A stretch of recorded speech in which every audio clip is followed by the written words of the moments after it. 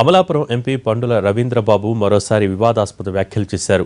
దేవుళ్లకు సైన్స్తో ముడిపెడుతున్నారన్న పండుల ఇస్రో రాకెట్ ప్రయోగానికి ముందు తిరుపతిలో పూజలు చేయడం ఏమిటని ప్రశ్నించారు ఆయన. దీనివల్ల ఆ రాకెట్ తమది కాదనే ఫీలింగ్ ముస్లింలు, క్రిస్టియన్లకు కలిగే అవకాశం ఉందన్నారు.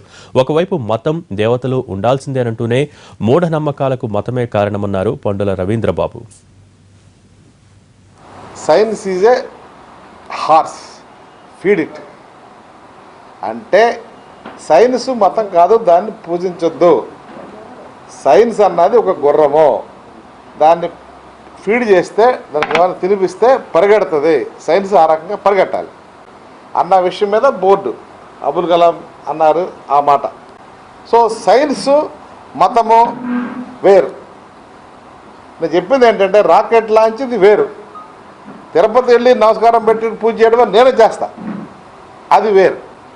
రెండు లింక్ చేయడం వల్ల ఏమవుతుందంటే ఒకసారి ఈ రాకెట్ లాంచింగ్ తిరుపతి అన్నది కొద్దిగా కన్ఫ్యూజన్గా ఉంటుందేమో ప్రజలకి, ఎస్పెషల్లీ స్టూడెంట్స్, ఎస్పెషల్లీ ఫిజిక్స్ అవుతున్నప్పుడు మరి దీన్ని లింక్ చేయకోకుండా మళ్ళీ తిరుపతి వెళ్తే హిందువులు మాది రాకెట్ అని, ముస్లిమ్స్ ఏమో నాకు కాదని, మళ్ళీ జైన్లు ముస్లిం క్రిస్టియన్స్ ఏమో ఇది నాకు సంబంధించింది కాదని అన్న ఫీలింగ్ రావచ్చు అన్నది నా ఉద్దేశం తప్ప, దేశం వచ్చేటప్పటికి మన మతం కానీ దేవుడు కానీ ఏది మన సైన్స్ దృక్పథం రాకూడదు అన్నది ముఖ్య ఉద్దేశం. సైంటిఫిక్గా అంటే సైన్స్ వేరు, రిలీజియన్ వేరు. రిలీజియన్ని సైన్స్ని ముడిపెట్టే యాక్టివిటీ వద్దన్న ఉద్దేశం తప్ప, రిలీజియన్ 100% సపోర్ట్ చేయవలసింది, రిలీజియన్ గాడ్ ఉండవలసిందే. అయితే రిలీజియన్ నుంచే వస్తాయి మూఢనమ్మకాలు. బాబాలు కానీ, ఈ గురువులు కానీ, మాతాలు కానీ వీళ్ళందరూ ఏంటంటే మతం అని చెప్పి మతం పేరు మీద మోసం చేస్తారని, మతాన్ని ఎప్పుడైనా సరే గవర్నమెంట్ సంబంధించి దాంట్లో అసలు కలపకూడదు.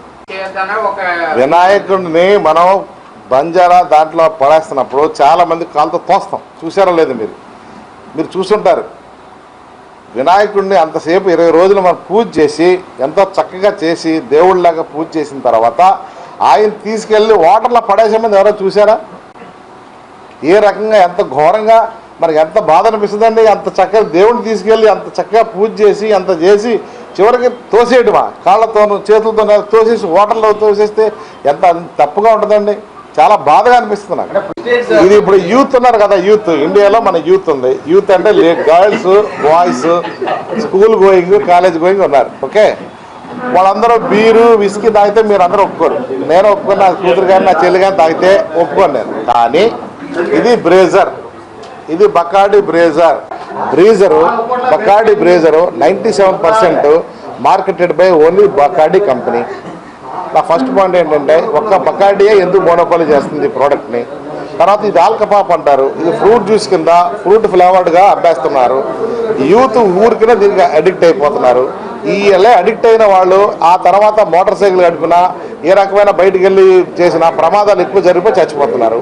ఈ రకంగా చేసిన వాళ్ళు 8 రెట్లు ప్రమాదాలకు గురవుతారని ఆల్రెడీ అమెరికాలోను, దుబాయ్లోను, మిగతా దేశాల్లో ఒక స్టడీ జరిగింది. సైన్స్ ఎగ్జిబిషన్, సైన్స్ గురించి వెనకాల ఏపీజే అబ్దుల్ కలాం గారి ఫోటో ఉంది. ఆ పైన ఏమి రాసిందంటే science is not holy cow, don't worship it. Science is a horse, feed it అంటే సైన్స్ మతం కాదు, దాన్ని పూజించొద్దు. సైన్స్ అన్నది ఒక గుర్రము, దాన్ని ఫీడ్ చేస్తే దానికి ఏమైనా తినిపిస్తే పరిగెడుతుంది.